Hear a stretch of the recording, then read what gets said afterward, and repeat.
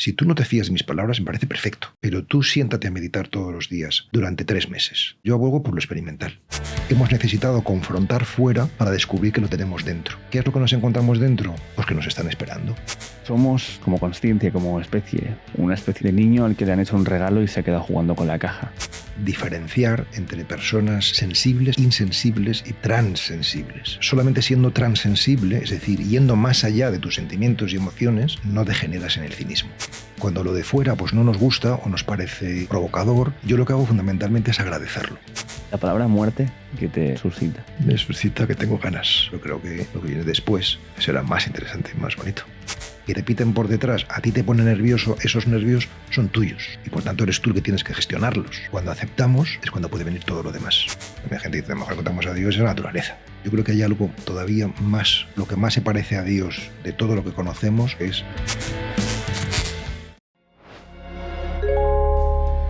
Hola, soy Ricardo Moya y dirijo y presento El Sentido de la Birra. Esta entrevista que vas a ver ahora se ha publicado en exclusiva en Podimo mucho antes de estar aquí en YouTube. Si no sabes lo que es Podimo, es la plataforma de podcast más importante que hay ahora mismo. No solamente porque en ella están los podcasts más relevantes del panorama actual, sino porque nos ayuda a profesionalizarnos y a financiarnos para poder vivir haciendo lo que más nos gusta. Abajo en la descripción tienes un link para suscribirte con una oferta especial y disfrutar de todo nuestro contenido 3 meses antes de que se publique en YouTube y sin anuncios. Además de un montón de podcasts de algunos invitados e invitadas que han estado aquí ya en el programa. Gracias por escucharme y espero que disfrutes de la entrevista.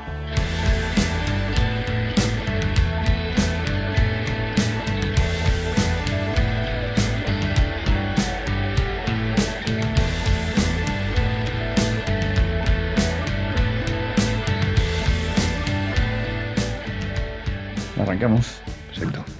Pablo Dors, bienvenido al Sentido de la Birra. Pues muchísimas gracias, Ricardo, por esta invitación. Un placer. Como te he visto últimamente con bastante presencia en podcast. Como, no sé si has notado como en los últimos tiempos un interés por lo que dices, por lo que haces, o si ha venido siendo así desde ya rato.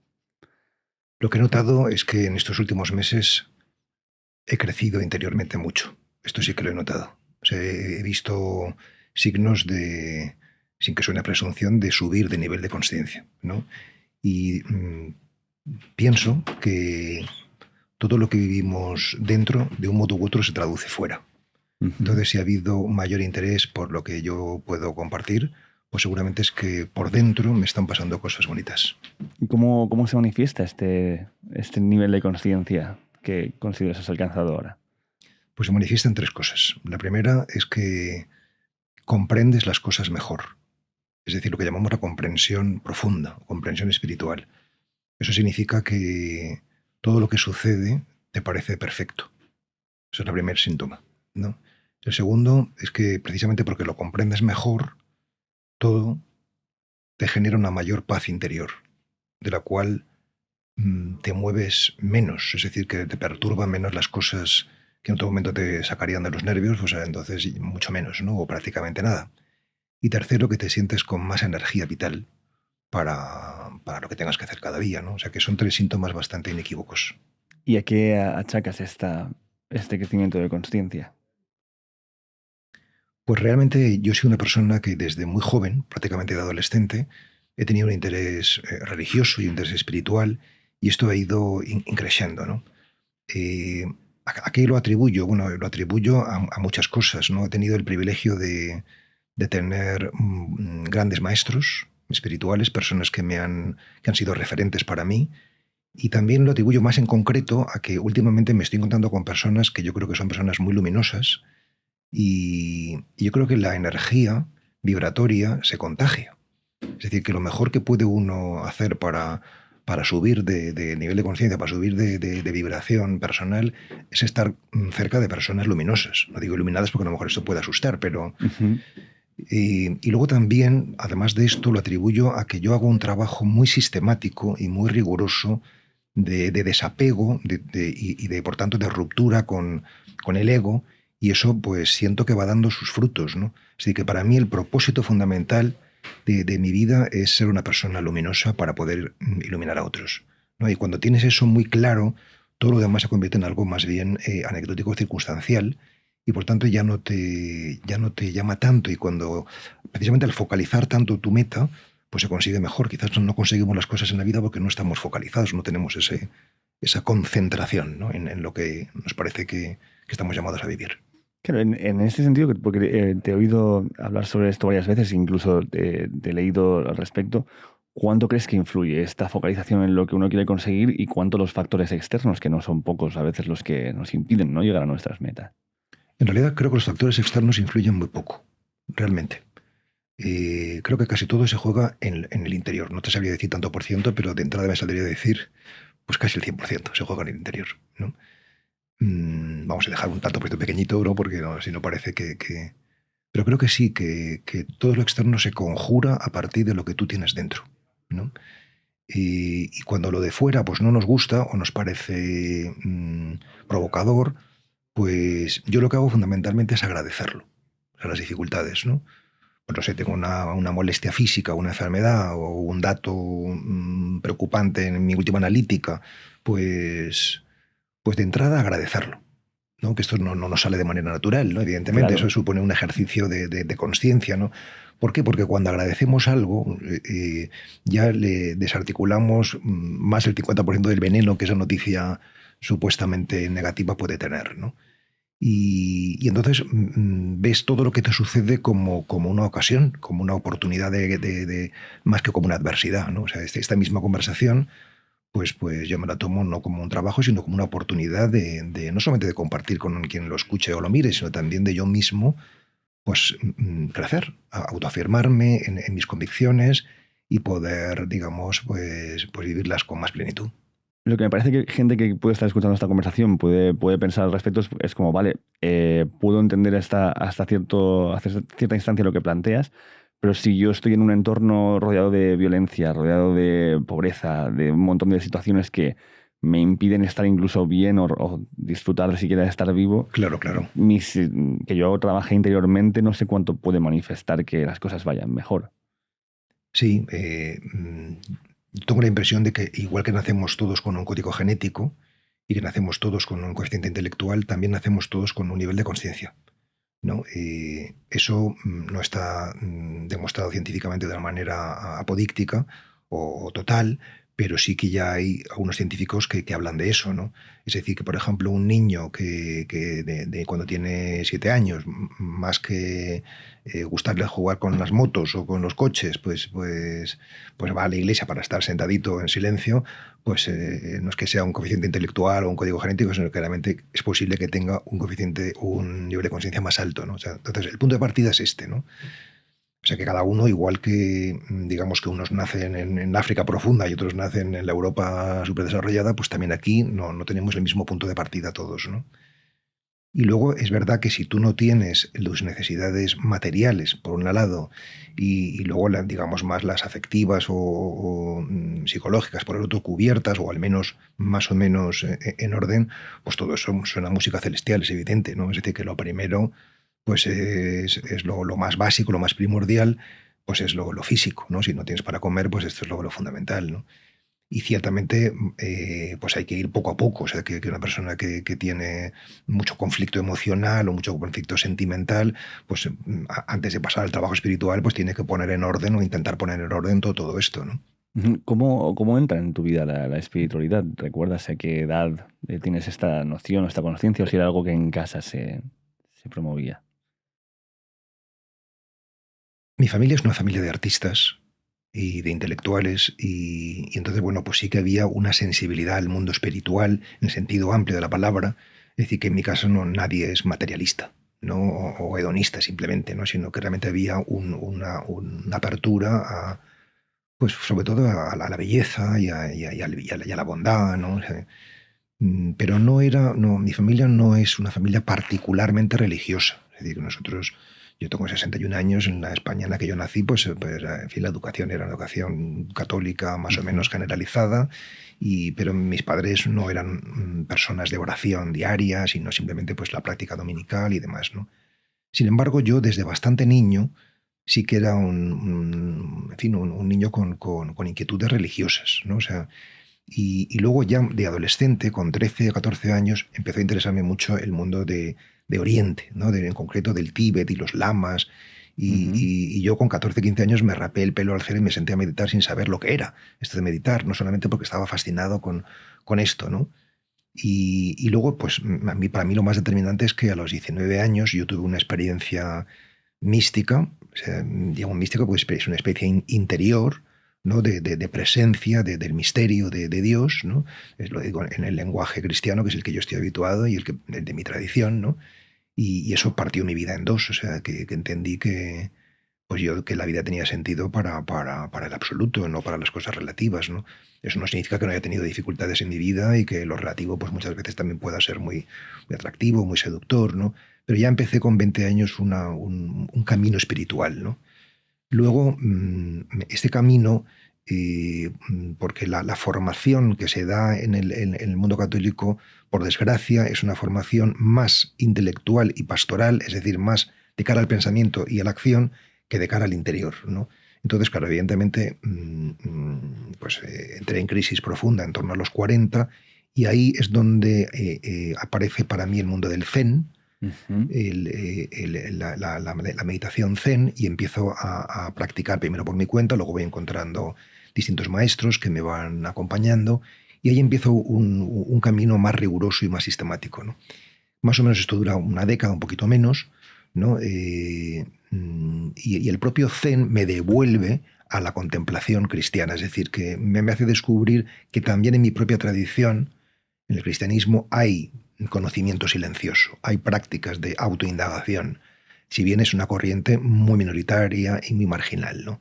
Pero desde entonces yo pues las practico dentro de mi tradición, esa corriente, ¿no? de espiritual, y no solamente la practico, sino que la difundo, ¿no? Porque creo que si bien es muy hermoso ir a Oriente, emigrar espiritualmente, no quiero decir físicamente, sino espiritualmente a otras tradiciones, y muy bueno y muy bonito, pero también dentro de nuestra cultura tenemos los instrumentos necesarios para hacer esa aventura, ¿no? Y mi vida se ha convertido pues en una profundización y en una difusión de esa tradición contemplativa. Ujú. Muchas cosas que comentar aquí. Voy a ir más o menos por orden. Muy bien, claro que sí. ¿Qué me podrías contar de esa experiencia, no sé cómo la has llamado tú, de esta revelación o de esta experiencia que tuviste a esa edad tan temprana, en la adolescencia?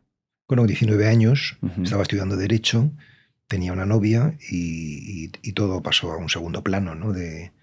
Mm, pues, ¿qué puedo decirte? Pues que fue una experiencia de una presencia. Yo estaba en mi dormitorio, una presencia localizada en un punto concreto y una presencia abrumadora, incontestable.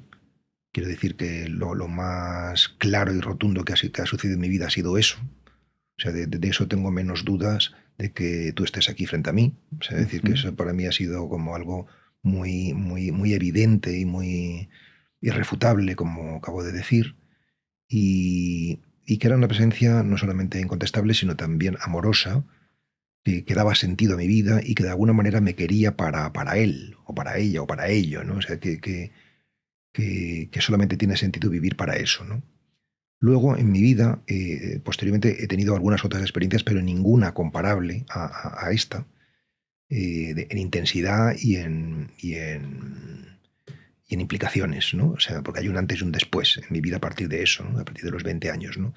Hace no mucho, hace unos cuantos meses, en un retiro largo que hice en Italia, tuve otra experiencia también muy abrumadora y muy incontestable, pero muy diferente, porque no era de una presencia local amorosa, sino era más bien una experiencia de fusión de mi ser con toda la realidad. Yo estaba escuchando un canto, cantaban los monjes en un monasterio y de pronto sentí, supe que el canto era yo. Es decir, que realmente no había diferencia que no es que yo escuchaba la música, sino que yo era la música, ¿no? Y yo era todo eso que estaba allí, ¿no? Es decir, que realmente es una experiencia de consciencia unitaria, se llama así más técnicamente, y entonces como yo he vivido eso, pues sé que eso existe. Es decir, bueno, y además que evidentemente no soy el único, hay tantas personas que dan testimonio, que atestiguan haber vivido experiencias más o menos afines, ¿no? O sea, no es lo que en el Vedanta se llama Samadhi, ¿no? O en el Zen Satori, porque eso es una experiencia, digamos, de establecerse en la consciencia, pero sí es un kensho, es decir, un momento en el Zen se llama kensho, un momento de visión o de iluminación donde tú pues disfrutas de una paz y una alegría muy profunda, ¿no? Para mí la experiencia fundamental en ese momento fue algo así como puedo descansar, no tengo nada que hacer, solo ser, ¿no? Yo comprendo que quien no sepa estas cosas pues le parece que esto es una flipada y bueno, o que son fenómenos psíquicos y tal, ¿no? Pero cuando están tan atestiguados por tantas personas en distintas culturas, en distintas, pues uno tiene que pensar que aquí hay algo, ¿no? Yo esto lo asocio mucho con narrativas y con experiencias dentro de la psicodelia, que seguramente habrás escuchado de mucha gente que a través de ya sea la psilocibina o ya sea el DMT, llegan a este estado de, yo soy todo, formo parte de todo eso, y que no se percibe cuando estás viviendo eso como algo ajeno a ti o como una manipulación o alteración de tu cerebro, sino como una toma de conciencia, un acceso a otra realidad o otra visión de esa realidad. Pero en este caso estás hablando de una experiencia desde la conciencia pura, sin la alteración Sí, química del sin cerebro. alteración química, sí. ¿Y qué crees que te lleva a eso? ¿Una predisposición, una búsqueda o es algo abrupto con lo que te encuentras? Es algo abrupto con lo que te encuentras, pero al mismo tiempo también tiene en cuenta quién eres, tu pasado, ¿no? Puede no tenerlo en cuenta. O sea, por ejemplo, Eckhart Tolle, ¿no? El poder de la hora, pues también tuvo una irrupción, ¿no? de algo misterioso que marcó un antes y un después en su vida. O, por ejemplo, Byron Katie, otra maestra espiritual estadounidense, ¿no? Que también cuenta que era una enferma psíquica y también hubo una irrupción de una energía que le cambia todo, ¿no? Pero normalmente es más habitual en personas bueno, que ya tienen una búsqueda, una práctica, un interés, ¿no? Es más frecuente. Hay muchos estudios sobre cómo acaece y a quién acaece la iluminación y qué distintos niveles, ¿no? O sea, para mí la diferencia sustancial entre estas experiencias que tú comentas, que son inducidas, ¿no? por elementos externos, y las que yo comento, o sea, decir, los estados alterados de conciencia o experiencias místicas, es los frutos con los que te deja después, ¿no? Es decir, que la experiencia de estado alterado de conciencia se queda enmarcada normalmente en sí misma. O sea, es la experiencia y ya está, y luego vuelves a la vida ordinaria, ¿no? Mientras que la experiencia mística te va cambiando en la vida ordinaria, ¿no? O sea, te va haciendo, por ejemplo, yo no sé, entro en este estudio, que no es que sea particularmente, en fin, interesante desde el punto de vista estético, y sin embargo, pues me parece bonito, ¿no? O te veo a ti y siento, pues, sin conocerte de nada, afecto, ¿no? O sea, esto yo no sentía afecto por un desconocido hace un tiempo, o sea, que esto es uno digamos, de los rastros que va dejando la experiencia mística, y es que te va, digamos, reconciliando y uniendo, pues, a la realidad. Sí, no pretendía menos valorarla comparándolo con algo, sino entender o poner un punto en lo que creo que otra gente se puede identificar, porque creo que es más común que alguien llegue a este tipo de sentimientos, experiencias a través de esta inducción que del llegar desde uno mismo, ¿no? Aunque creo que lo que tú promueves a través de la meditación y del silencio es poder alcanzar esos estados desde una normalidad, ¿no? En realidad, yo promuevo la meditación y la practico, evidentemente, no para que se produzcan estos estados, que se pueden producir o no, sino para realmente mejorar la calidad de vida profunda de las personas, ¿no? Es decir, que estoy persuadido de que podemos incluir y trascender el ego. Es decir, que nosotros prácticamente todos vivimos o viven desde una clave fundamentalmente egocéntrica y como máximo etnocéntrica. Es decir,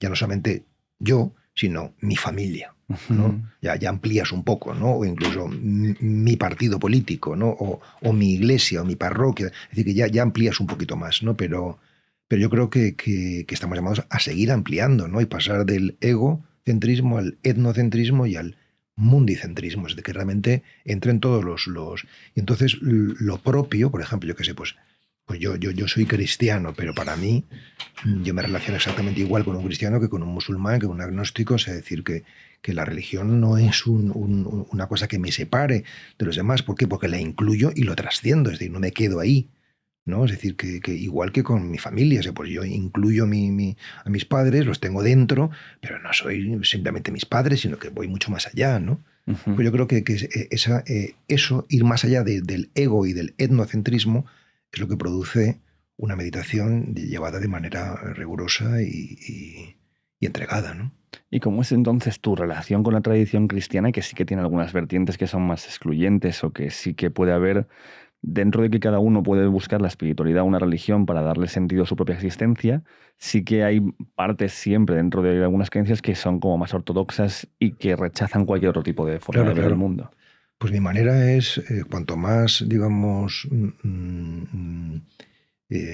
cuanto menos hermoso es, o sea, más intolerante, más rígido, más dogmático, más infumable, más casposo, como quieras formularlo, intento imprimir a mi mirada más amor, porque más lo necesitan, ¿no? Es decir, que esto es como, para mí la relación con la iglesia es, como acabo de apuntar ahora mismo, con la relación con mis padres o con mis abuelos, ¿no? O sea, decir no sé, mis padres, mis abuelos o mi familia, pues tienen cosas muy bonitas y preciosas, pero también tienen pues sus defectos de carácter y pasados a lo mejor no tan ejemplares y bueno, pues todo eso hay que integrarlo, hay que incluirlo, ¿no? No puede uno renunciar a ello porque la realidad es que eso se ha vivido, ¿no? Entonces, frente a la realidad de la Iglesia, que tiene muchas cosas que no son tan bonitas, aunque otras muchas son preciosas, pues mi actitud es exactamente la misma, o sea, tener una actitud de acogida, de comprensión y bueno, pues de colaboración, ¿no? Es decir, que yo amo a la Iglesia o amo a mi tradición. ¿Eso qué significa? Que mm, la deseo todo el bien del mundo y me pongo a su servicio. Porque amar es eso, desear el bien y poner a tu servicio. O sea, no es una cuestión sentimental, es una cuestión espiritual, ¿no? Yo creo que hay una relación, que la relación que se tiene desde a nivel social, que al final es individual, pero luego también es colectivo, con la creencia en algo más allá de ti, ¿no? En ese ente superior, al venir muchas veces de la mano de instituciones que durante siglos han podido tener partes en la historia que no han sido muy favorables Ujú. y que no han quedado, que ha quedado ese legado. Hablamos de la Inquisición en España, Sí, sí, sí. en Portugal, etcétera, pero podemos hablar igual también de prácticas dentro de la religión musulmana que son muy extremas y violentas, que creo que eso puede generar en alguien que ya de entrada no tiene una predisposición a la espiritualidad, un rechazo muy fuerte a cualquier concepción espiritual porque lo asocian directamente con instituciones explotando esa espiritualidad para bienes que pueden ser más bien de un carácter político en muchos casos. Sí, entiendo el argumento, pero me parece que no es suficientemente profundo, ¿no? Ujú. Porque realmente mm, cuanto más mm, espiritual es una persona, es decir, cuanto más autoconocimiento tiene, más se da cuenta de que no hay culpables. Es decir, el dedo que apunta fuera, diciendo es que la Inquisición, o es que no sé quién, o no sé cuántos, ¿no?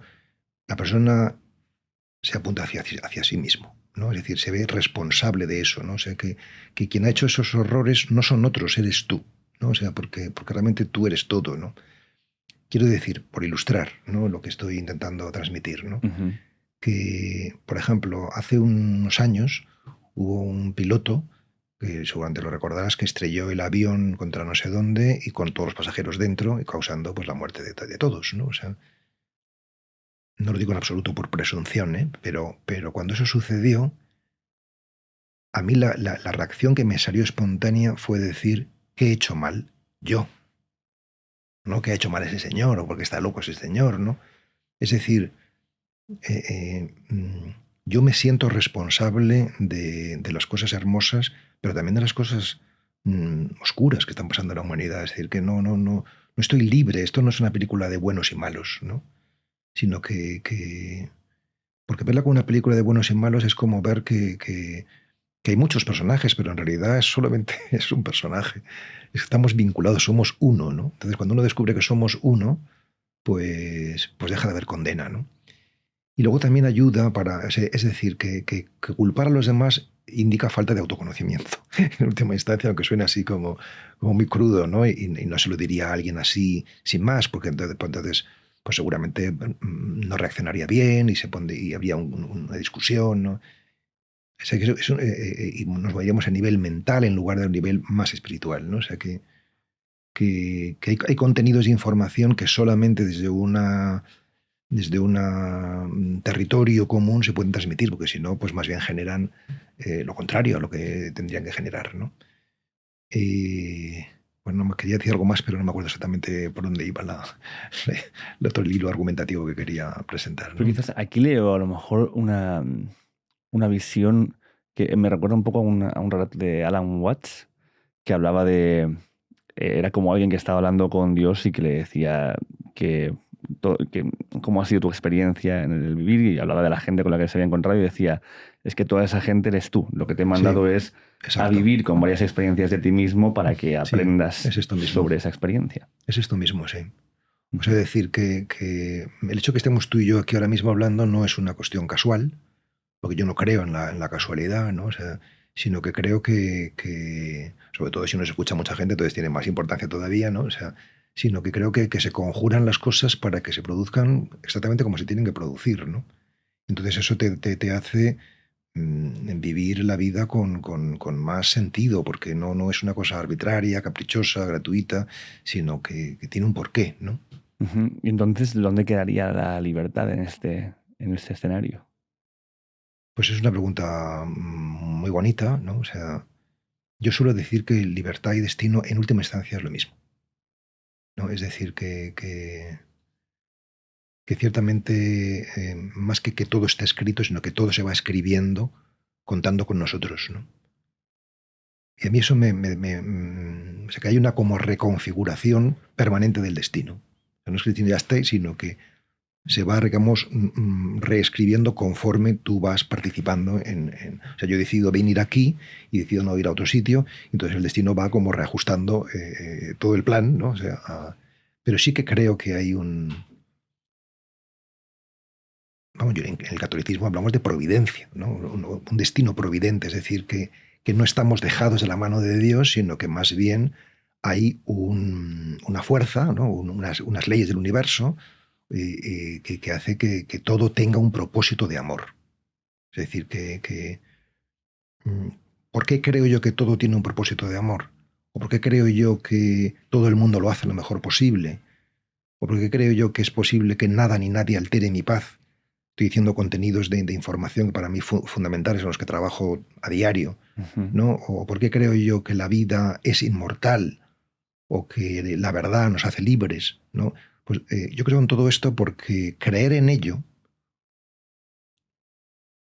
había que hablar de creer en ello, o sea, trabajarlo, te hace pasar de la creencia a la experiencia, y ese paso de la creencia a la experiencia es la sabiduría. O sea, cuando ya eres experto porque lo has experimentado, entonces ya puedes decir que eres sabio, has probado el sabor de eso, y porque ese sabor te da plenitud. Es decir, reconoces las cosas por los frutos, ¿no? Si un manzano da manzanas todas muy ricas, ese manzano es un buen manzano.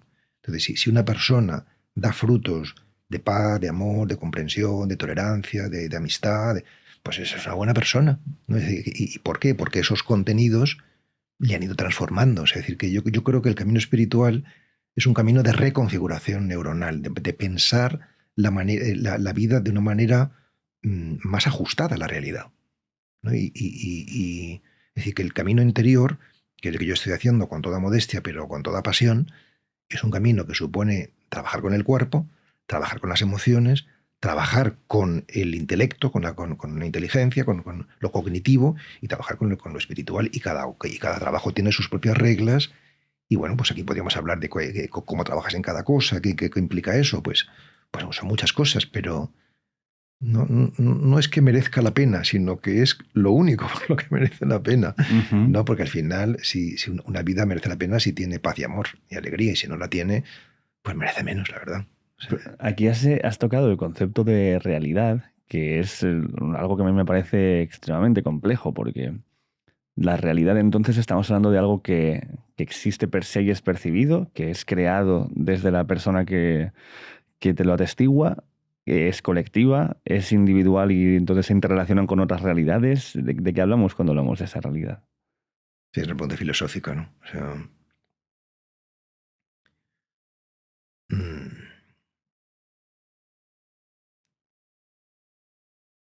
para contestar, a lo mejor, y no perdernos en lo especulativo, ¿no? Porque no me gustaría que sea un podcast o una conversación simplemente teórica, ¿no? Sino Ujú. realmente experiencial y testimonial. Perfecto, me encanta. Sí, voy a contarte una experiencia que yo tengo en la meditación, ¿no? Y que de alguna manera habla de qué es la realidad, ¿no? Un ejercicio que yo hago es, cuando estoy en silencio en mi práctica meditativa, es imaginar que estoy ante una ratonera. Es un ejercicio de visualización. Imagínate que de un momento a otro va a salir un ratón. Un ratón es un pensamiento, ¿no?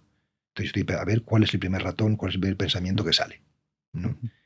Eso es un ejercicio estupendo porque, porque te das cuenta de que eres capaz de estar sin pensamientos más tiempo de lo que imaginas. Es verdad que la ratonera no está así más vacía, sino que de vez en cuando aparece como una pequeña colilla de algún ratoncillo, pero que no llega a salir. O sea, no llega a configurarse un pensamiento, ¿no? ¿Por qué esto es interesante? O sea, esto es muy interesante, mantenerse ahí. O sea, esto es interesante porque, porque en definitiva es algo parecido a lo que Ramana Maharshi proponía como el ejercicio de autoindagación, de preguntar quién soy yo, ¿no? Es decir, ir al origen del pensamiento. El primer pensamiento es el pensamiento del yo, ir al origen del pensamiento, ¿no? Ujú. ¿No? Entonces, mediante este ejercicio, digamos que desarticulas la mente, ¿no? Y te quedas en un estado puramente contemplativo, ¿no? Donde al principio lo que hay es tú que observas y la ratonera que está ahí, ¿no? O sea, el sujeto y el objeto, ¿no? O sea, pero en la medida en que tu mirada va siendo más penetrante y consigues estar más tiempo ahí, hay un momento donde no hay ya tú y ratonera, sino que es solamente mirada, o solamente contemplación, ¿no?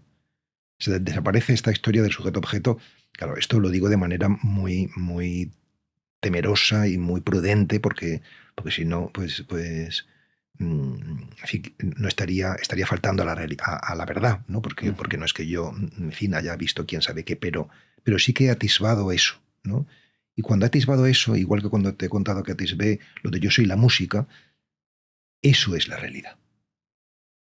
Ujú. Eso es la realidad, ¿no? Y en cambio todo lo demás es más bien una ilusión, una apariencia de realidad, ¿no? O sea, aquí también entraría como el mito de la caverna de Platón, ¿no? De Ujú. esas sombras que aparecen en la realidad, pero que se ven proyectadas en la pared, como por el fuego que está detrás, que parece que es la realidad, ¿no? O sea, es decir, que claro que hay muchos puntos de vista, ¿no? Y que por tanto acceder a qué es la realidad, pues claro, nadie puede decirlo, ¿no? O sea, decir que cómo es la realidad vista por ti y cómo es la realidad vista por un elefante o vista por una hormiga. Pues claro, también ellos tendrán su punto de vista, ¿no? De la realidad, ¿no? Uy, ¿Dónde me y oyes? será, y es Ujú. respetable, ¿no? O sea, y por tanto, no puede uno más que andarse a tientas con todo esto, ¿no? Pero para aterrizar todo esto, que es demasiado quizás metafísico, o sea, y en nuestra experiencia concreta, yo diría que lo que ayuda es aceptar lo que se te presenta, llámalo realidad como eh, lo mejor que puedas, ¿no? O sea, decir que si, no sé, si alguien, no sé, te pita en el coche por detrás porque tiene, o sea, decir, lo más sensato es que, lo más conveniente es que lo aceptes, ¿no? O sea, ¿y qué significa aceptar? Pues aceptar significa respetar y asumir. Respetar significa hacerte cargo de lo externo sin intervenir, es decir, te están pitando por detrás, hazte cargo, no hagas nada. En primera instancia, lo más sabio siempre es no hacer nada, no reaccionar para que puedas dar respuesta. Y por tanto, eso es un entrenamiento en no reacción, ¿no? O sea, y eso es respetar y luego asumir significa que todos los fenómenos internos que te suscita lo externo es cosa tuya, no de la realidad. Es decir, y si que te piten por detrás, a ti te pone nervioso, esos nervios son tuyos. Y por tanto eres tú el que tienes que gestionarlos, ¿no? Entonces, si tú aprendes a asumir, a gestionar lo propio y a respetar, a no intervenir, empiezas a aceptar. Y cuando aceptamos, es cuando puede venir todo lo demás, ¿no? O sea, si no aceptamos la realidad, pues estamos en lucha permanente y no crecemos.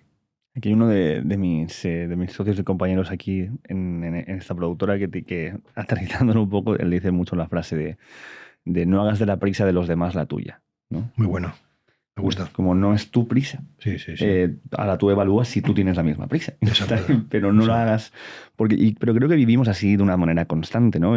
Yo una de las cosas que más he pensado en los últimos tiempos, no sé si has leído, hay un libro que se llama I Am a Strange Loop, soy un bucle, un extraño bucle, es de un neurocientífico que habla sobre el concepto del yo y de qué es el ser y la consciencia. Pero él lo habla desde un punto de vista filosófico, siendo él científico. Lo cual me parece como mucha metáfora y mucho tal, más que irte en terminologías, te lo marca ahí.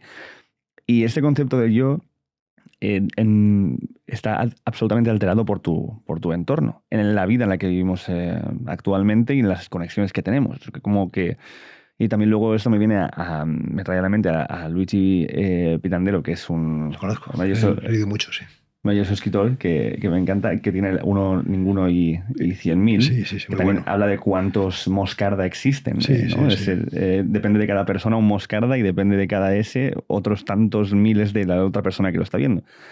Entonces, esto me lleva a pensar que, claro, que la práctica meditativa en realidad es como borrar todo eso, sacudir la pizarra para que ese yo sea una cosa sola y ninguna a la vez. La meditación es un proceso de unificación, es decir, que normalmente, como acabas de apuntar, somos uno, ninguno y 100.000, como decía Luigi Pirandello, es decir, estamos disgregados, estamos rotos, estamos divididos, somos legión, que dice el Evangelio, ¿no? O sea, cuando se presenta un endemoniado y dice somos muchos dentro, ¿no?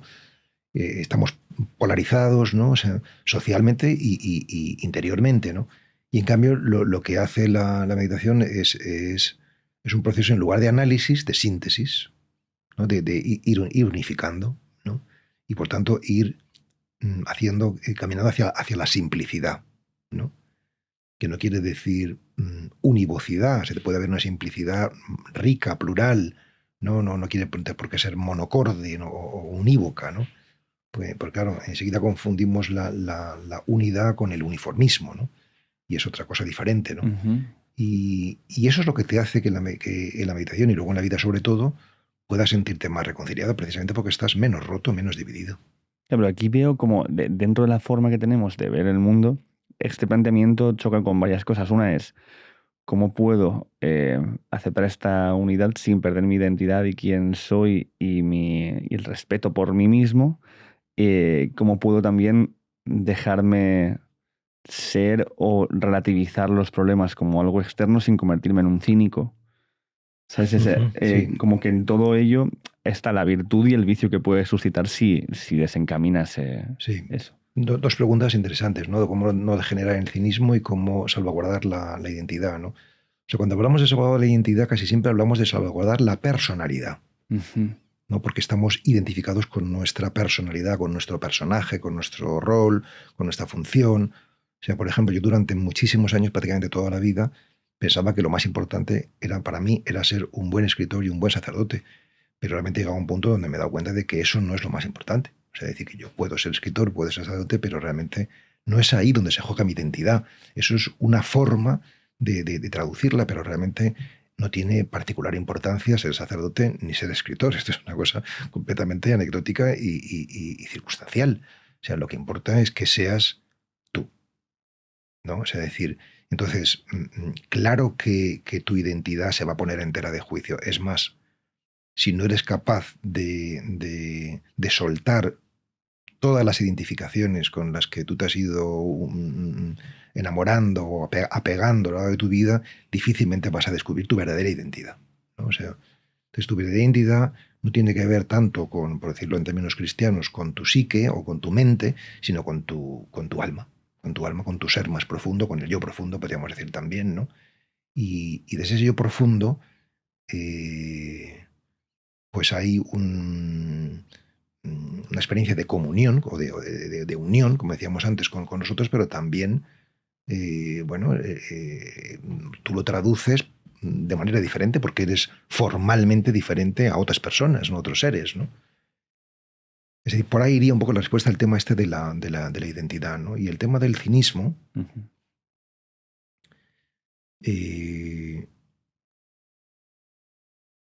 mm, a mí me ayuda diferenciar entre personas sensibles, personas insensibles y personas transensibles, ¿no? O sea, la persona insensible es aquella que no le importan los demás y por eso no sufre. La persona sensible es la que le importan los demás y por eso sufre.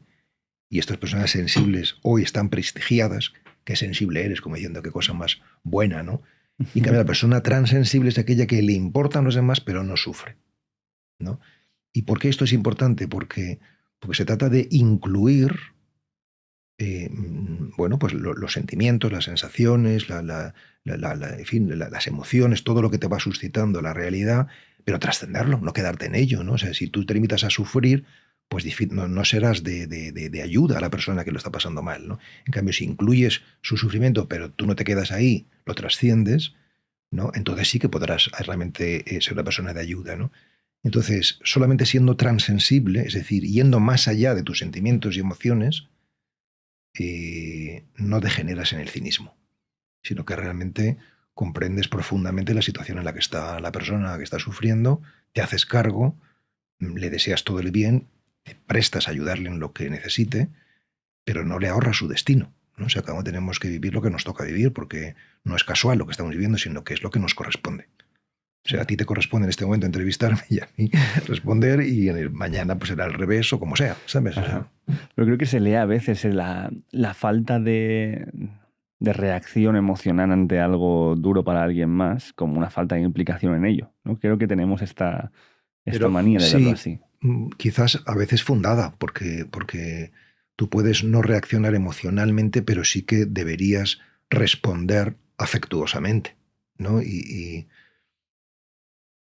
Es decir, que se trata de jugar entre un estar más allá de la pasión, ¿no? De lo pasional, ¿no? O sea, es decir, del sufrimiento en última instancia, pero al mismo tiempo profundamente cercano a todo lo humano, porque precisamente tú lo has vivido y sabes pues cuán crudo o cuán hermoso puede ser, ¿no? Ujú. Me hay algo también de la experiencia esta humana, que esta cosa que llevamos haciendo durante unos cuantos miles de años, de que la historia la va recogiendo, de como un relato conjunto que parece ser que como ha sido de esta manera no podía haber sido de ninguna otra y que las cosas en las que se creen y que están establecidas son las que tienen que ser porque no hay otra manera de verlo. Y yo veo un poco más, o me gusta, o uno de mis, no diría iluminaciones, pero revelaciones de tener muchas conversaciones y leer bastante, eh, ha sido el ver que la experiencia, lo que llamamos la experiencia moral y social, es una alucinación colectiva. O sea, es una reverberación de algo que tiene una inercia y que autocompletamos con lo que viene nuevo, pero que siempre viene de algo anterior, que siempre va a crear algo nuevo y que podría ser de cualquier otra manera, solamente que se ha dado que sea así. No sé si tú lo ves como que no hay otra manera de que pueda haber sido por aquello que hablábamos de que el destino y la libertad o En algo parecido. teoría podría haber sido de otra manera, pero es igual que no hace falta remitirse a la historia con mayúsculas, sino a nuestra propia historia biográfica, ¿no? Nuestra Ujú, biografía. Podría haber sido diferente en teoría, pero la realidad es que no ha sido diferente. O sea, ha sido lo que ha sido, ¿no?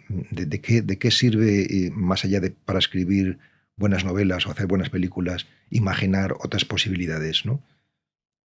Bueno, pues sí, para crear un futuro diferente, pero el pasado es el que es, ¿no? O sea, ujú. Yo lo digo porque, por ejemplo, para mí desde el agnosticismo esta es mi relación con la espiritualidad. Es el hecho de decir, no tengo por qué aceptar tu relato concreto sin evidencia, pero tampoco puedo aceptar la ausencia de tu relato porque no tengo evidencia de la inexistencia del mismo. Sí. Entonces está abierta Entiendo el esa planteamiento, pero me parece poco práctico, en el sentido de que en fin, entiendo que hagamos estas reflexiones, pero al final lo que uno tiene que preguntarse es, ¿yo cómo voy a vivir de manera más plena? Creyendo, apostando por una ley universal o un principio de amor o negándolo, ¿no? Y experimentarlo, ¿no? Y entonces si realmente vivir sin pronunciarte o vivir pronunciándote negativamente o te conduce a una mayor satisfacción, ¿no? Pues síguelo, pero mantenerse, digamos, me parece que lo más interesante es hacer la experiencia, ¿no? Otra cosa que tú me digas, es que he hecho la experiencia y las dos cosas me parecen horribles.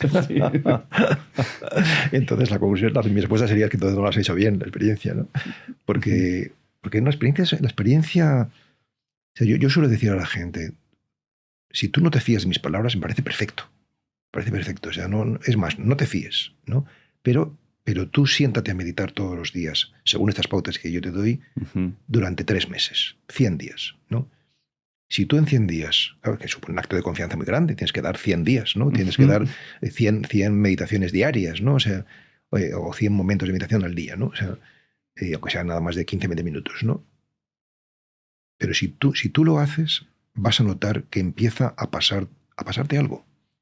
Es decir, que tu antigua personalidad se va resquebrajando y hay una grieta por la que empiezan a atravesar, a entrar nueva energía, ¿no? Nuevas cosas, ¿no? Y eso merece la pena, o sea, eso merece la pena, ¿no? O sea, es decir, que yo abogo por lo experimental. ¿Tú crees que cuando a quien le dices esto y no lo hace, hay una parte de miedo detrás de esto? Porque yo lo he hablado con esto a veces, yo he tenido momentos de meditar bastante y luego lo vas dejando, es como hay una parte de ti que es como que rechaza el no hacer nada durante un rato. Y yo creo que hay un poco de miedo de decir, pero ¿cómo voy a no hacer nada? Ese es el problema. O sea, el problema es que hemos mitificado el hacer. O sea, que pensamos que si no hacemos, pues nuestra vida no tiene sentido, ¿no? Y es quizás lo contrario, ¿no? Precisamente porque hacemos tanto, o sea, nuestra vida pierde sentido porque no dejamos que la vida se exprese. Es decir, que pensamos que hemos venido a este mundo a transformarlo, pero realmente hemos venido a este mundo a recibirlo y a disfrutarlo en primera instancia, ¿no? Y por tanto no hay que hacer nada, hay que recibirlo, ¿no? O sea, y ya veremos después, si después de recibirlo y disfrutarlo hay que cambiar algo, ya veremos si hay que cambiar, ¿no? Es decir, es el tema del mito del pensamiento y de la acción sobre la que se ha constituido nuestra cultura, ¿no? Y que pensamos que lo mejor que podemos hacer es pensar y actuar. Pero yo creo que hay algo mejor todavía que pensar y actuar, y es mirar y escuchar. O sea, primero hay que mirar y escuchar y luego ya veremos qué vueltas le damos a la mente y cómo lo traducimos, pero de momento, de entrada, recibe, ¿no? Entonces, nuestra incontinencia para la acción, nuestra incontinencia para el pensamiento, es lo que hace que sean movimientos desgarbados, frenéticos, sin un sentido, ¿no? Mientras que si recibes, haces menos y lo que haces es más ajustado, ¿no? O sea, que yo, de hecho, que hemos empezado esta conversación diciéndome que hay muchos podcasts donde me llaman y donde yo hablo y tal. O sea, precisamente una de mis decisiones es acudir menos o lo menos posible a este tipo de invitaciones, no porque no sean interesantes, sino porque me voy dando cuenta cada vez más que hacerlo menos es mejor. Ajá, ¿por qué? Pues porque la cantidad no es índice de calidad necesariamente, sino más bien lo contrario, ¿no? Es decir, que tienes más garantía de que un plato o no sé, yo pongo, por ejemplo, cuando hablo de esto en los retiros, hablo de cuando había 2 canales de televisión, yo veíamos canales de televisión, ¿no? O sea, y eran pues los que eran, ¿no? Pero y ahora pues hay 100 canales de televisión y ya no lo ves. O sea, que la cantidad no no supone una mejor consecución del fin, ¿no? Que uno busca, ¿no? Y porque también me voy dando cuenta, o sea, que es mi propósito hacer menos, ¿no? O sea, y hablar menos también. Me doy cuenta de que lo más importante de todo, querido Ricardo, es estar tú súper centrado. Y que si tú consigues estar súper centrado y ser una persona muy luminosa, no tienes que ir a ningún sitio, sino que la gente viene porque necesitamos la luz. Vamos a donde hay luz porque porque necesitamos luz, ¿no? Y por tanto, no hay que hacer tantas cosas, ¿no? O sea, sino ser lo máximo que podamos, quienes somos, ¿no? Y eso pues implica un cultivo, ¿no? O sea, que implica dejar a los demás en paz, ¿no? Hoy tenemos mucho este mito del impacto, a ver a cuántas personas uno llega, tal.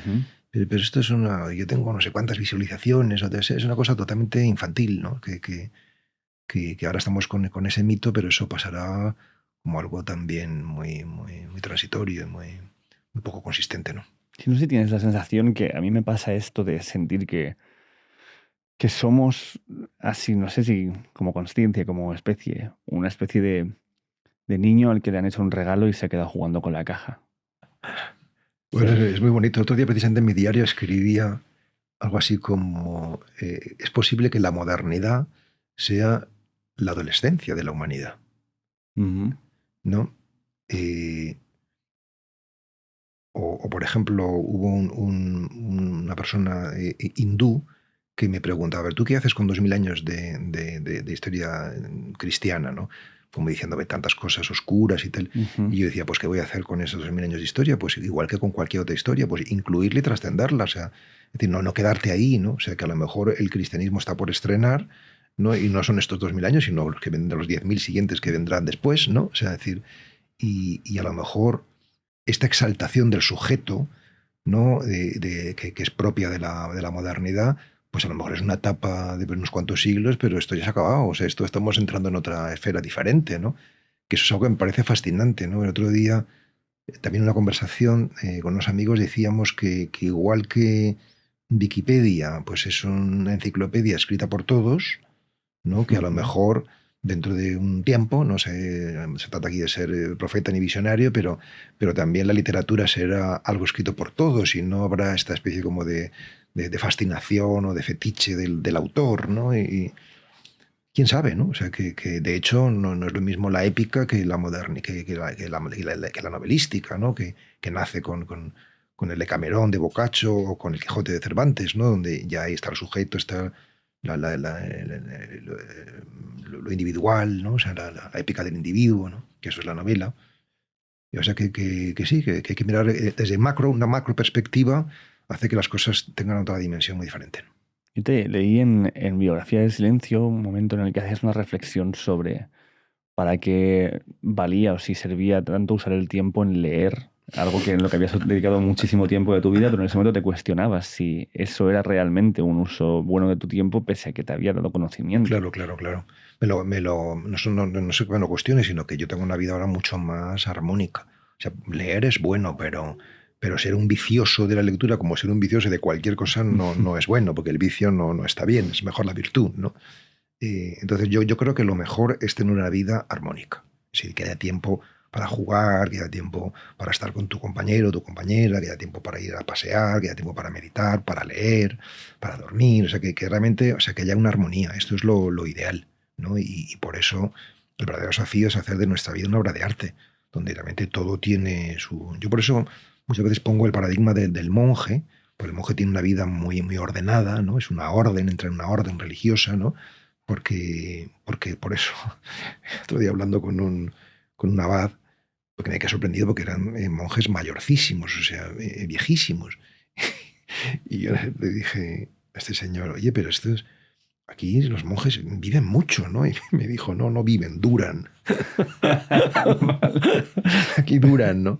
Pero es un poco lamentable, ¿no? Que Claro. esta especie de prolongación de la vida, yo muchas veces digo que tenemos biología, pero no biografía. Hemos acabado ya la vida, pero aquí seguimos persistiendo fisiológicamente, ¿no? O sea, es un poco patético, así que ojalá que Dios nos conceda marcharnos pronto.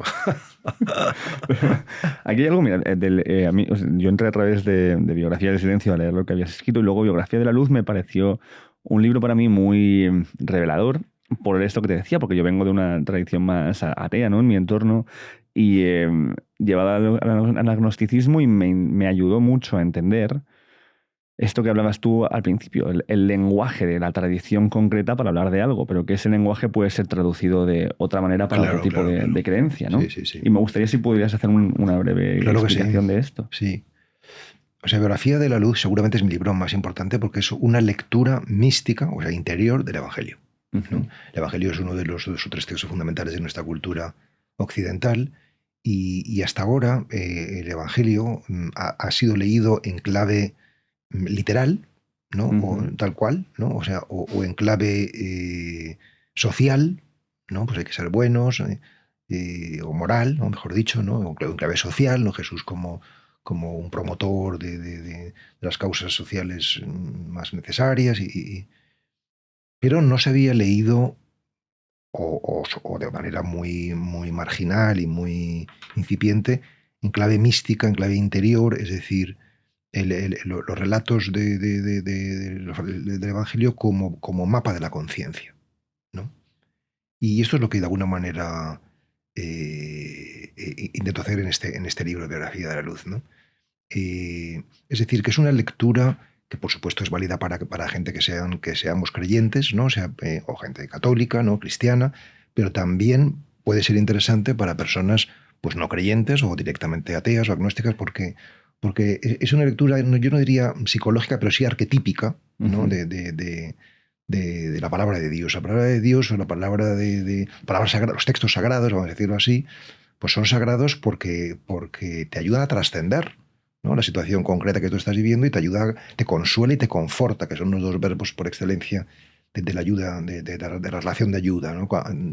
Dar compañía es solitario y dar fortaleza al débil. Pues eso es lo que producen los textos sagrados y por eso son sagrados, porque te abren otra dimensión más trascendente, ¿no? Y o sea, me gustaría a lo mejor dar un ejemplo para que se Sí, claro. entienda, porque si no a lo mejor queda como muy... o sea, por ejemplo, hay un... Yo fundé hace unos años una asociación que se llama Amigos del Desierto, Ujú. que se dedica justamente a enseñar a meditar desde esta tradición, ¿no? Cristiana, sin pedir confesionalidad. La gente puede ser creyente o no, ¿no? O sea, pero ahí se les da unos instrumentos para comprender esto. Y solemos terminar con una explicación del relato del hijo pródigo, ¿no? Bueno, pues que es este hijo que le pide la herencia a su padre, que se marcha, que lo derrocha todo viviendo desenfrenadamente, que llega un momento donde se encuentra vacío, tiene hambre, pide trabajo, empieza a cuidar cerdos y allí se da cuenta de que en casa de su padre tenía para comer, ¿no? Mientras que aquí cuidando cerdos está comiendo pues, con comida animales, ¿no? Y decide volver y vuelve a casa y se encuentra que su padre está esperando, que le abraza, que le perdone, que le hace una fiesta. Esta es la historia, ¿no? Pues lectura mística significaría entender que esto no es una historia que pasa fuera o que le pasa a un personaje, sino que nos pasa a nosotros. O sea, nosotros somos los que en determinado momento de la vida nos hemos marchado de nuestra casa con nuestra herencia, con nuestro legado, no solamente material, sino espiritual, con toda la formación, con todo lo que nos han dado nuestros padres y nuestros educadores, que hemos vivido pues derrochando pues todo eso en distintos trabajos, experiencias, relaciones, viajes, tal, hasta que seguramente todos nos hemos encontrado alguna vez en la vida con un plato de algarrobas delante, es decir, con algo que no te corresponde, porque tengo que comerme yo este matrimonio, comerme yo este trabajo, o este jefe, o esta situación, ¿no? O sea, ¿qué hago yo aquí, no? Y entonces es cuando recordamos, ¿no? En mi casa de mi padre, ¿no? O sea, y entonces emprendemos el camino de regreso a la casa del padre, es decir, a la patria, al origen, ¿no? Antes de esta degeneración, de este declive, ¿no? Entonces, cuando ya hay ese toma de conciencia es cuando uno empieza realmente el camino interior de regreso. O sea, ¿por qué es un regreso? Porque hemos necesitado confrontar fuera para descubrir que lo tenemos dentro, ¿no? Lo que estamos buscando, ¿no? ¿Y qué es lo que nos encontramos dentro? Pues que nos están esperando, ¿no? Entonces, yo siempre digo que meditar es que tu yo profundo está esperando a tu yo superficial para darle un abrazo y para hacerle fiesta, ¿no? Entonces, la meditación pues es la fiesta de que por fin te reconcilias, te unificas, ¿no? No estás disgregado, ¿no? Pues ese sería como un ejemplo muy, muy rápido de en qué consiste esta lectura mística, y ahí en Biografía de la Luz lo ilustro en más de un centenar de textos, ¿no? Sí, veo, por ejemplo, dentro de mi lectura de la Biblia, por ejemplo, lleva a ser consciente que tienes delante un libro simbólico, Claro, que no te está hablando desde una manera, digamos, solamente anecdótica de claro. cosas que pasaron, sino Histórica, literal, sí. incluso dentro de la tradición cristiana nos damos cuenta que los números tienen una importancia muy, muy grande, ¿no? O sea, cuando se dice que Dios creó el mundo en 7 días, el 7 Claro. es un número que simboliza Simbólico, perfección, ¿no? sí. Los 40 años por el desierto, el 40 simboliza como pesadumbre, dolor, etcétera. Exacto. Y que lo que se estaba intentando hacer, aunque la Biblia que nos puede llegar a día de hoy es la traducción de la traducción del rey que arrancó una parte que luego, ¿no? Que es como una especie de teléfono escacharrado, pero sí que para mí mantiene esa... Y luego también, tú sabrás mejor que nadie que hay versiones y ediciones y cosas que pueden acercarse más al texto original, aunque es difícil llegar a algo así a día de hoy, pero que sí que estamos delante de un texto que lo que tú dices, que te está dando una especie de manual de instrucciones sobre la existencia en la Tierra, escrito por gente que no tenía un método tangible de decirte las cosas, sino que te lo decían a través de elementos de valor y de narrativas de valor para transmitirte valores. Sí. O sea, la Biblia, igual que los demás textos sagrados de otras tradiciones, pues está escrito no desde un paradigma racional, que es en el que nos vemos nosotros, sino un paradigma mítico, ¿no? que era el inmediatamente anterior al de la razón, ¿no? Y por tanto recoge ese paradigma y recoge también el paradigma, digamos, de la magia, ¿no? Y lo que pasa es que yo creo que estamos invitados a leerlo, incluyendo todo eso, lo arcaico, lo mágico, lo mítico, lo racional, ¿no? Pero también abriéndonos a una lectura más profunda, que sería la mística desde la consciencia, ¿no? Que ya digo que incluye todo eso, pero también va más allá, ¿no? De que no es que lo mítico, lo racional o lo mágico esté equivocado, no está equivocado, sino que tenía su clave de lectura que es correcta en su orden, ¿no? O sea, es como, no es que cuando somos niños o jóvenes estemos equivocados, sino que vivimos lo que corresponde a ser niños y jóvenes, ¿no? Pero pues ahora somos adultos y cuando seamos más mayores, pues y seguiremos transformándonos, gracias a Dios, no nos quedamos ahí agarrados a nada, ¿no? Entonces, ¿cuál es tu consideración sobre las lecturas que se hacen muchas veces de los evangelios o de la Biblia o dentro de la creencia cristiana, en la cual se le da una noción como tangible y física de que Jesús fue una persona que murió y resucitó, y eso es lo que pasó, que Adán y Eva fueron dos personas reales que existieron y que ¿sabes? Que poblaron la tierra? O sea, esta cuestión que creo que hay mucha gente a día de hoy que pertenece a esta creencia y que creen esto como hechos tangibles, reales e innegables.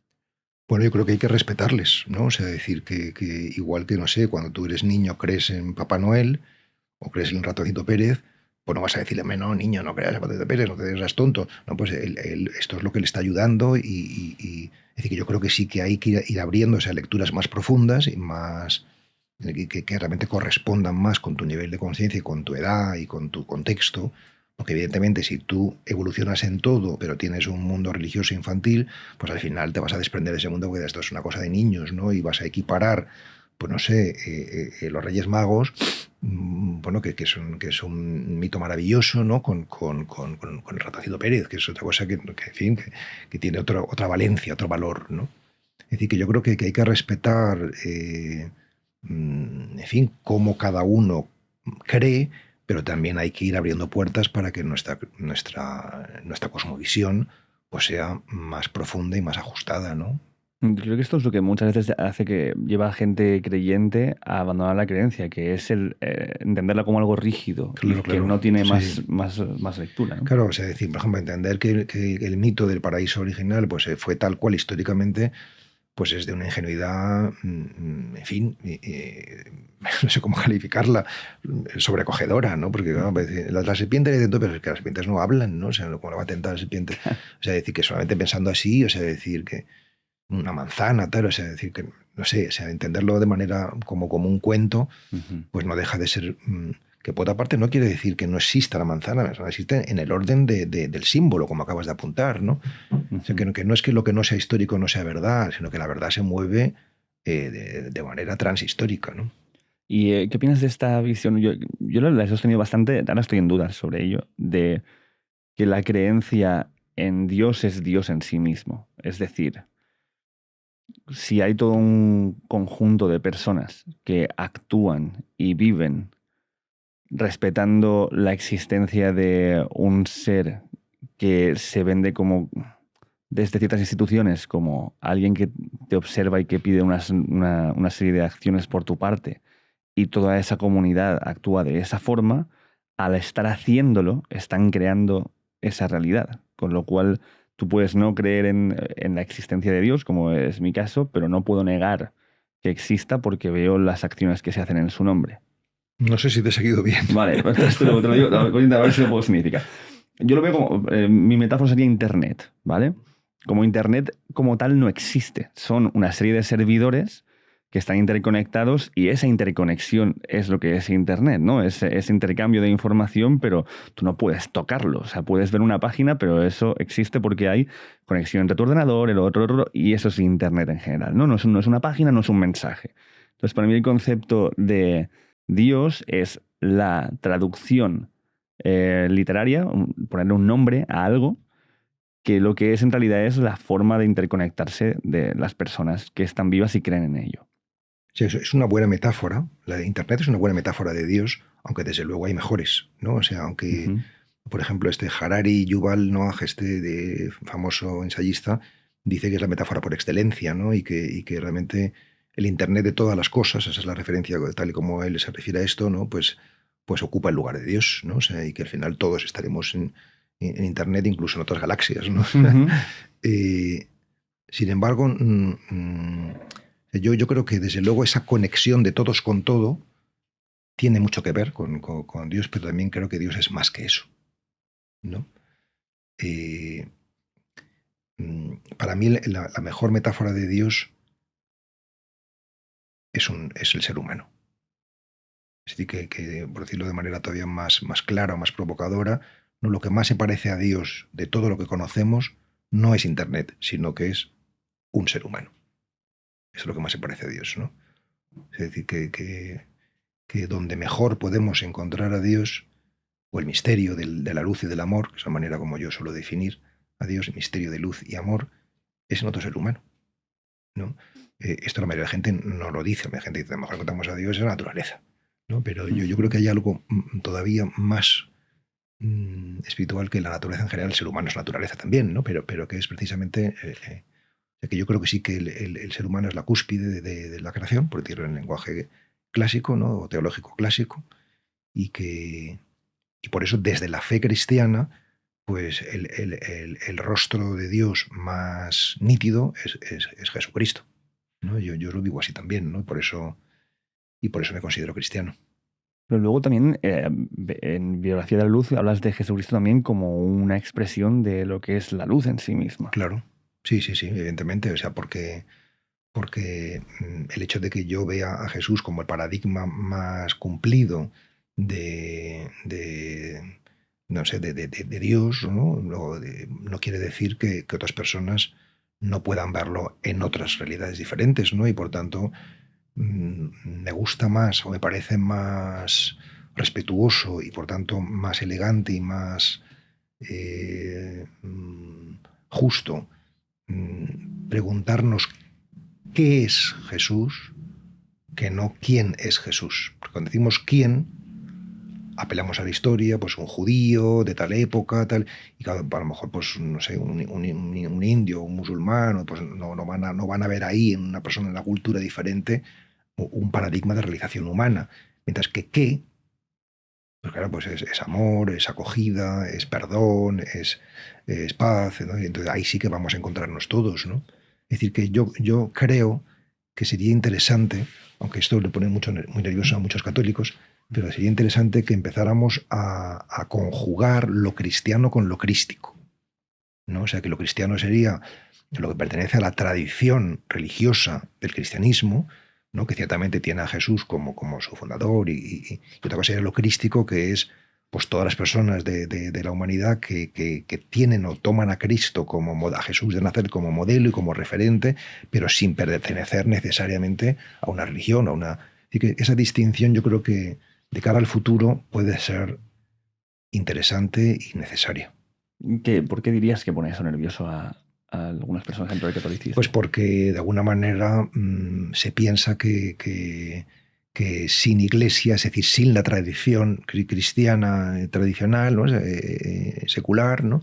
Pues, pues no se sería fiel al Jesús de Nazaret original, ¿no? O sea, y que por tanto habría pues, deformación o que de alguna manera hay un vínculo total entre la figura de Jesús y su iglesia, ¿no? Y que no pueda haber acceso a Jesús si no es desde esa mediación, ¿no? Es que no es simplemente institucional, porque dicho así parece muy evidente, sino comunitaria, ¿no? O sea, que realmente cuando Jesús dice, se reúne con los suyos al final y dice, este es mi legado, pues está realmente poniendo su legado en esas personas, ¿no? Que son los apóstoles, y que luego de ahí viene, no en otras, ¿no? Y por tanto, si tú buscas otros, pues es que como que no te fías de que Jesús lo ha puesto en el legado de esas manos, ¿no?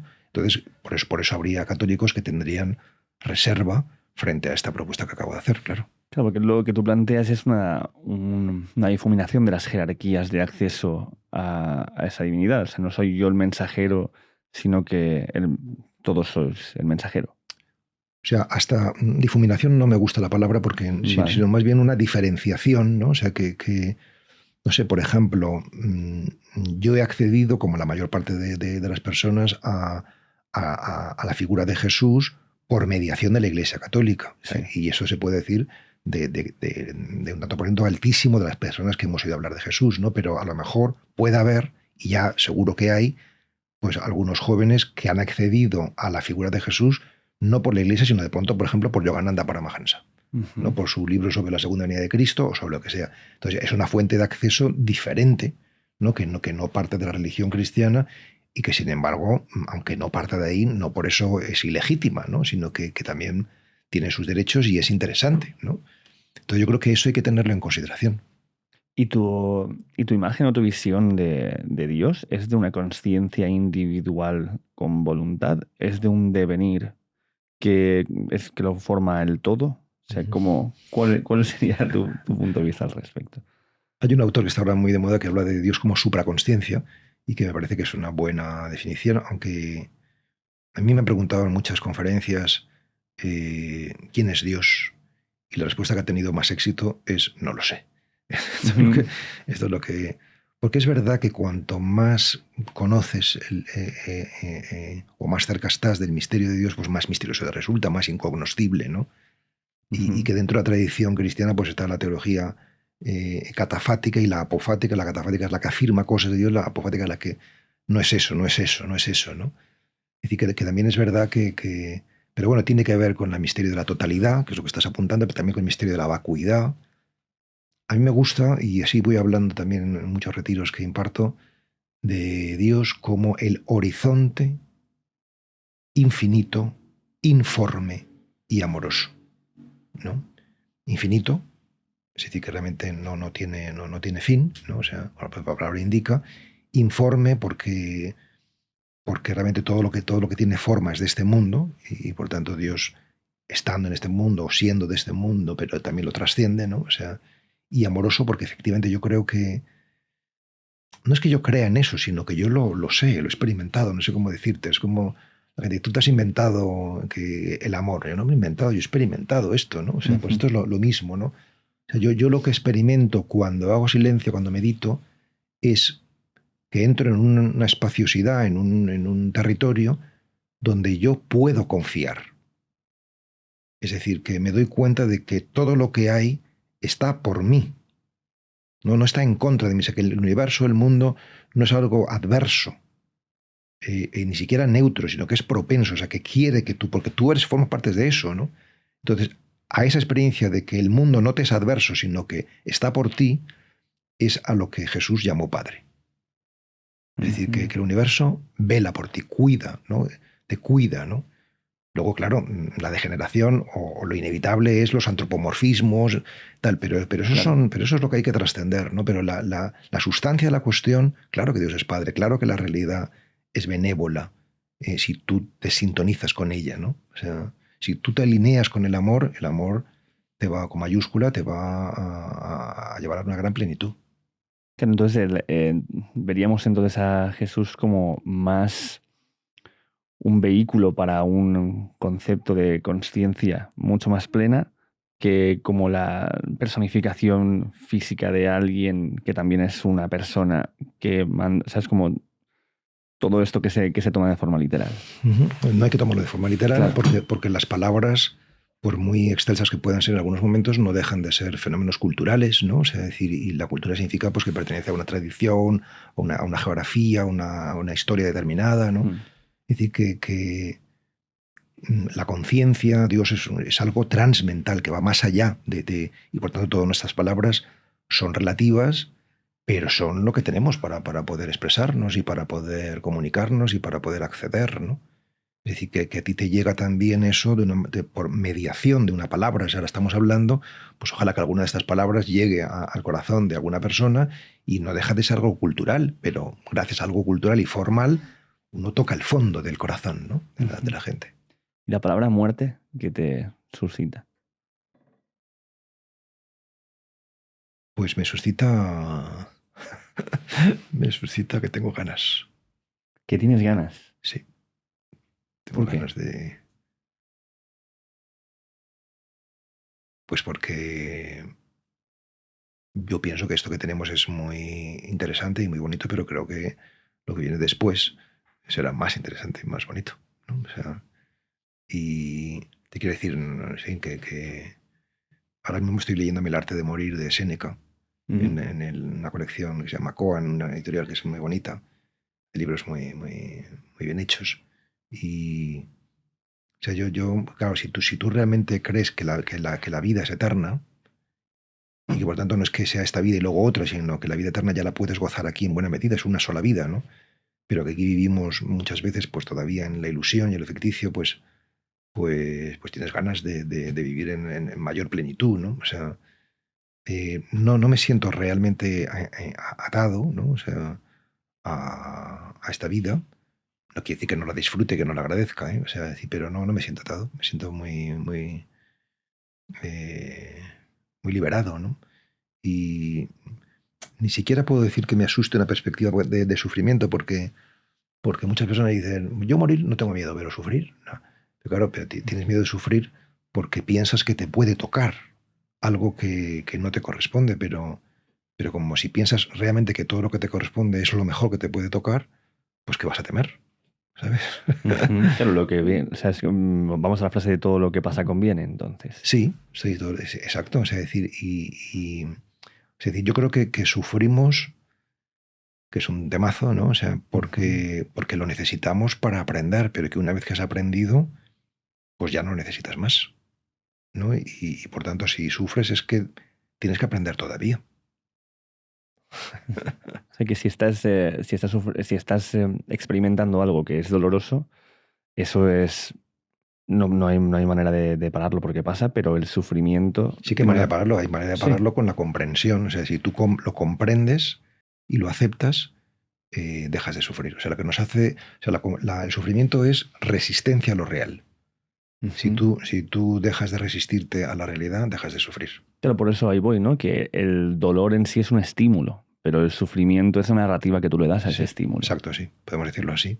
Esta diferenciación que hace el budismo, ¿no? Que yo creo que es bastante pertinente, ¿no? Entre el dolor y el sufrimiento. O sea, por ejemplo, gente muy realizada como Ramana Maharshi o Yogananda Paramahansa, que hemos mencionado antes, Sí. pues murieron, sobre todo, tuvieron enfermedades, ¿no? O sea, decir pero, mm, bueno, parece que sus enfermedades no les hicieron sufrir de manera particular, ¿no? O sea, sino que realmente las transitaron con bastante serenidad y ecuanimidad, ¿no?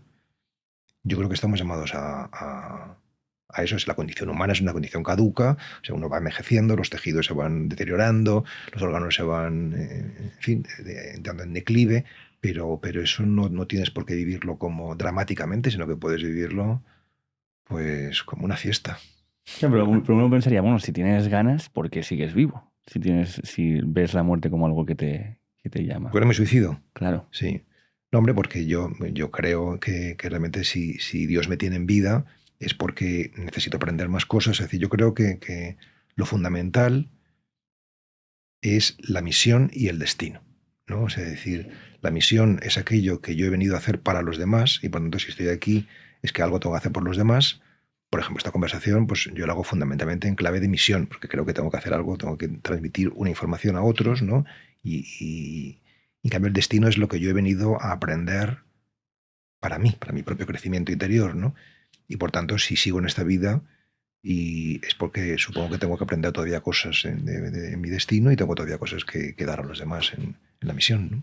Ujú. ¿Qué le dirías a la gente que le llama la atención el tema de meditar, de conectar consigo mismo, pero que tiene esta reticencia constante, ¿sabes? Esa es una pregunta, te la digo yo para mí, porque me pasa.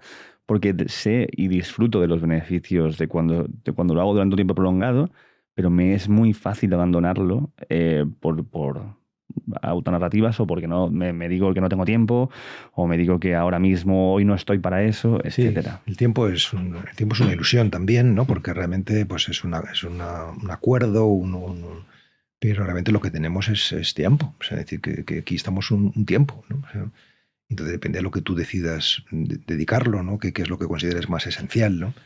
Yo creo que si no meditamos más o si no meditamos, ¿no? Es porque seguramente todavía no hemos comprendido que es fundamental. No lo suficiente, porque si no lo haríamos, ¿no? O sea, es como dejar de fumar. Si tú no dejas de fumar, es porque todavía no has comprendido que el tabaco te hace daño. O sea, lo has comprendido a nivel teórico, pero esa comprensión no la has integrado, todavía no la has integrado y por eso pues te resistes, ¿no? O sea, a sencillamente dejarlo con alegría, ¿no? O sea, pues aquí pasa lo mismo. O sea, si uno no integra la meditación es porque todavía no ha descubierto que es un camino para el encuentro con lo mismo, con la realidad, y por tanto, bueno, pues habrá que seguir intentándolo, ¿no? O sea que, entonces, ¿qué les diría? Pues para mí lo más importante de todo, ya sé que esto desanima mucho a mucha gente, es tener un maestro. Que no hace falta que sea Ramana Maharshi, aunque si es Ramana Maharshi, pues mucho mejor, pero basta que sea una persona que esté por delante del camino y que tú te fíes, ¿no? O sea, porque la vida con mayúscula, la vida de la conciencia, o sea, es como la vida biológica. Nosotros no nacemos a este mundo solos, sino que nos traen nuestros padres, y a la vida con mayúscula tampoco nacemos solos, sino que nos traen nuestros maestros y nuestros guías, nuestros mentores, ¿no? O sea, que tenemos que ser engendrados en el espíritu, ¿no? Y entonces, si no tienes un referente fundamental, alguien por quien decir, este tipo, o esta persona, o este libro, o este grupo, me fío. O sea, quiero dar un voto de confianza, ¿no? Ujú. Pues no podremos avanzar o avanzaremos de manera muy desgarbada y con poca consistencia, ¿no?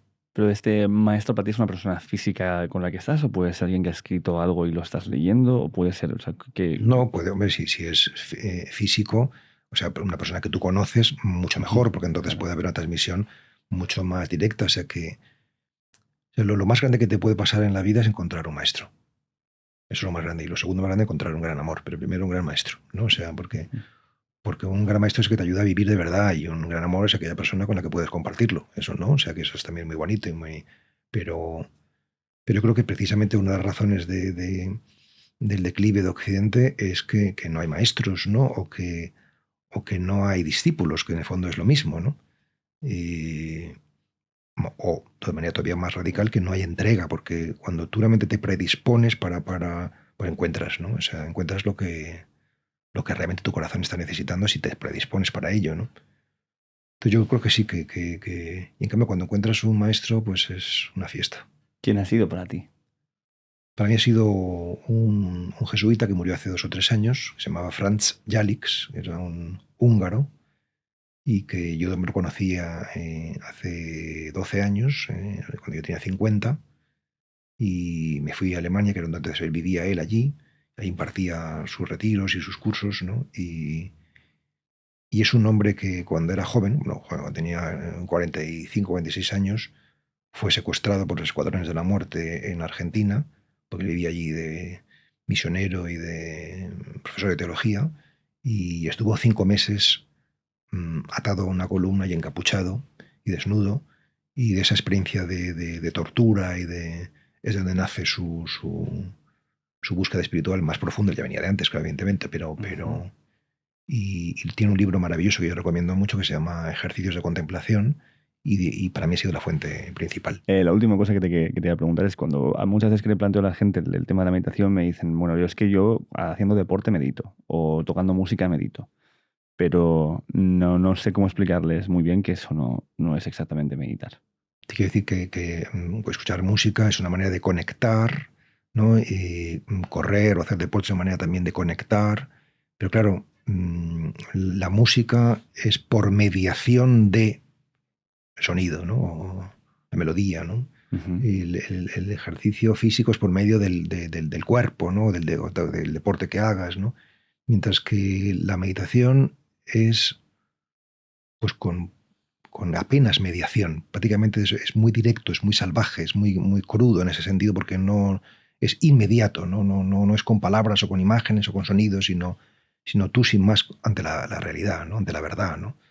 En el Zen se habla de sentarse a solas con la verdad, ¿no? Ante la verdad, ¿no? Por eso nos resulta duro, porque nos parece que lo otro, pues aprovechamos el tiempo, ¿no? Mientras que es que la meditación no es aprovechar el tiempo, sino que es entregarlo, es un acto de entrega, ¿no? Y entonces debemos de salir de esa lógica utilitaria y entrar en una lógica gratuita, y eso sí que te construye por dentro. O sea, todo lo que tú hagas gratuitamente está garantizado que te hace de ser más luminoso. Y esto para cerrar, diré una frase que está en Biografía del Silencio, que a mí es de las que me han fascinado, que es que no es el meditar pese a que sea aburrido, es el meditar porque es aburrido. O sea, como que estás buscando sé que voy a aburrirme y voy a ello. O sea, no es que uno busque el aburrimiento, pero que hay que atravesar el aburrimiento. O sea, decir, exacto, los escritores, por ejemplo, pues atravesamos muchos momentos donde aparentemente no pasa nada o es infecundo, y sin embargo ese desierto hay que atravesarlo para llegar a la tierra prometida, ¿no? Y no nos queda otra, ¿no? Y eso es lo que hace que sea una aventura y que sea interesante, ¿no? O sea, yo creo que el propio Kafka decía que no había surgido nada interesante en la vida y en sus libros que no haya nacido de la soledad y por tanto pues, de encontrar por lo que tú eres, ¿no? Pues Pablo Dors, muchísimas gracias por dedicarnos este tiempo y venir aquí a hablar. Gente que habéis visto esto, tenéis, bueno, aparte de los libros que yo recomiendo si queréis empezar la práctica meditativa con Biografía del Silencio, Biografía de la Luz para ahondar más en estas cosas que hemos hablado sobre la relectura del Evangelio y de la iluminación. Y luego tenemos Amigos del Desierto, ¿no? De la asociación en la que se ejerce práctica meditativa y se enseña a la gente a... Sí, tenemos una página web que se llama amigosdeldesierto.org y ahí pues están todos los cursos y, en fin, yo recomiendo la iniciación, que no la imparto yo ya directamente porque no doy abasto, pero realmente funciona fenomenal, la gente sale muy contenta de esa experiencia. Y nada, pues animo a hacer esa aventura, claro que sí. Perfecto. Pues gracias de nuevo y gracias por vernos este rato, gente. Hasta luego. Pues viva la madre que nos parió. Viva la madre que nos parió.